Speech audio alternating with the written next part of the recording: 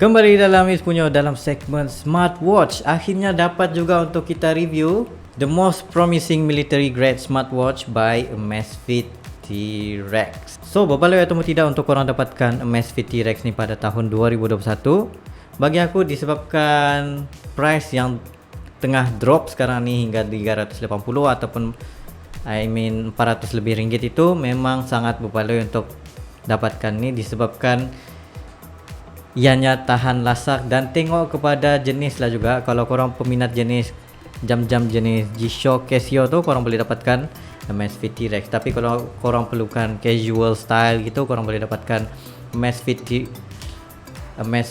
GTR, GTS dan seumpama dengannya.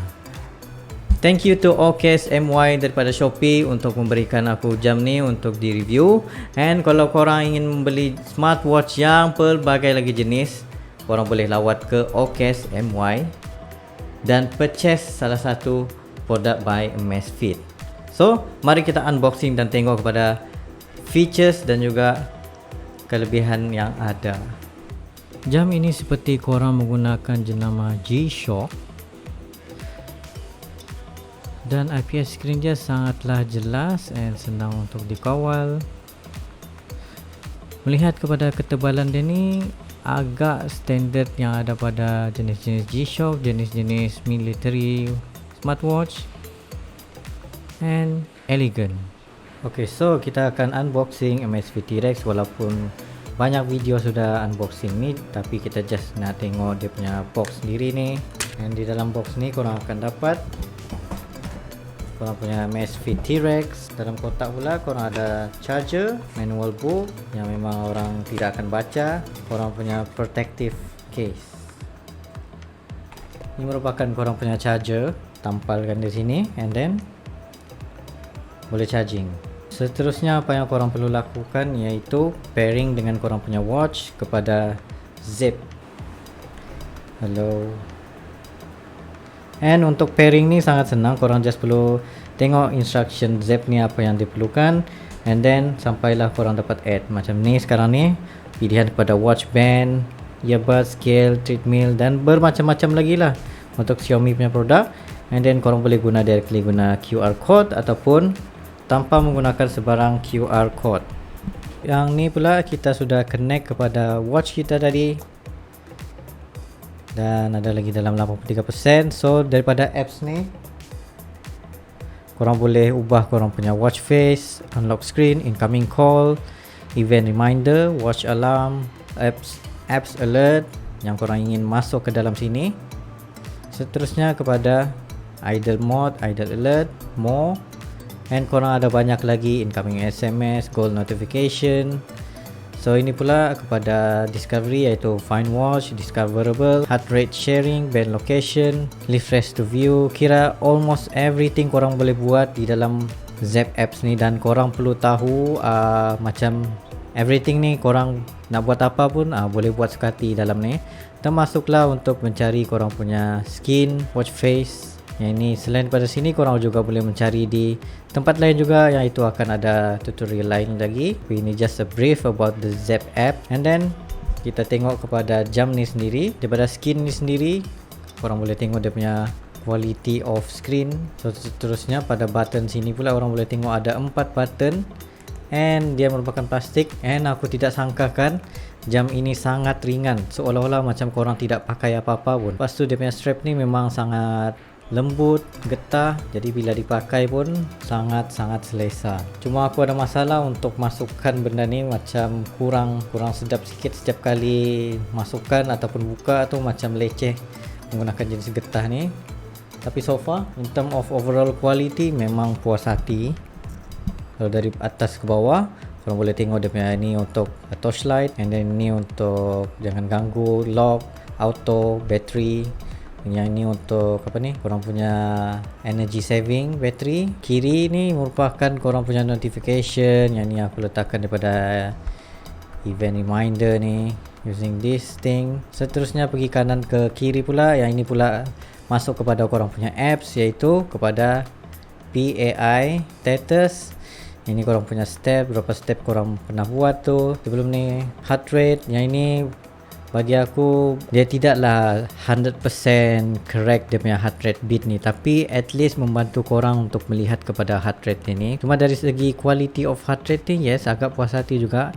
And then kelebihan menggunakan Amazfit T-Rex ni, korang ada GPS untuk track korang punya running, cycling dan bermacam-macam lagi. And korang boleh tengok sini korang punya heart rate zone di kawasan mana, light, intensive, aerobic, anaerobic ataupun VO2 max ni. So untuk workout pula korang ada jenis outdoor running, walking, outdoor cycling, pool swimming, open water, treadmill, indoor cycling, elliptical trainer, exercise, climbing, trail running, skiing, outdoor trekking. Tapi bermacam orang bagi tahu yang T-Rex ni kurang sikit untuk bahagian elevation punya kiraan dia punya GPS, termasuklah untuk cycling. So orang syorkan untuk membeli Garmin, tapi harga Garmin tu terlalu tinggi, so aku syorkan untuk just stay with this one.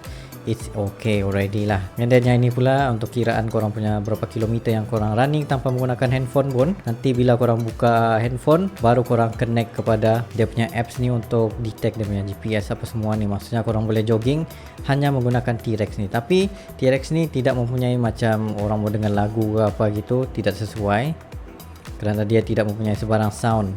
And for music ni pula, sekiranya korang ingin play korang punya direct daripada handphone, yes, dia macam auto detect terus.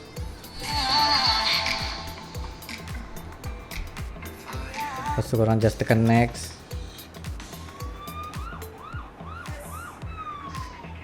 and dia akan display directly dalam korang punya ni.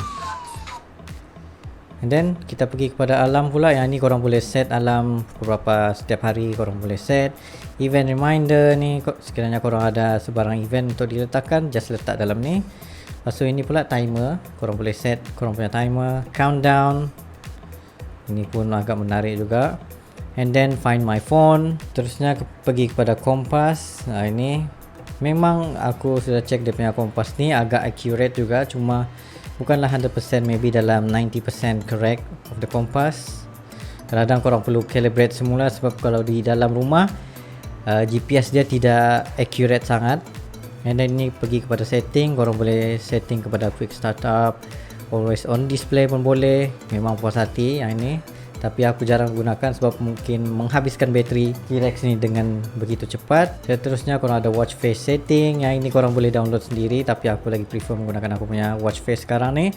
And ini on screen time aku just set kepada 14 seconds. So itu saja secara basicnya tentang apa yang ada di dalam watch ni. And then ini pula setting untuk korang pergi atas dan ke bawah, itu up and down. And then this one back, and this is select. Memang sangat mudah untuk menggunakan T-Rex ni. Dan itu saja untuk korang punya basic usage of T-Rex.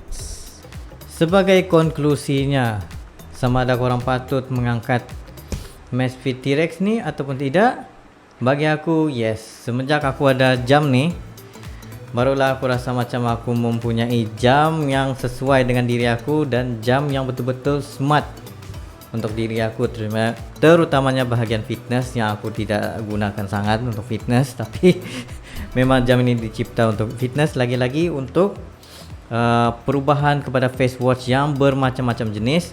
And then harga dia yang sangat rendah ni, memang puas hati dengan military grade ni, iaitu korang campak lah dimanapun, bawa berenang ke apa, hujan ke, terhempas ke, tiada masalah langsung. And benda tu yang aku cari-cari selama ni, and semuanya based on korang punya preference lah. Kalau korang inginkan something yang rugged design, lepas tu yang memang tahan nasa, yes, go for T-Rex.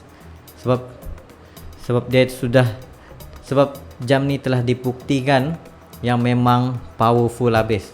Maybe tahun 2021 ataupun 2022 akan ada lagi Amazfit T-Rex 2, itu kita tidak tahu. And korang bolehlah invest kepada ini, kerana kalau korang jual balik pun harganya tetap tinggi dalam range 300 hingga 350 ringgit. So itu saja daripada aku. Thank you very much for watching. Jumpa lagi next time.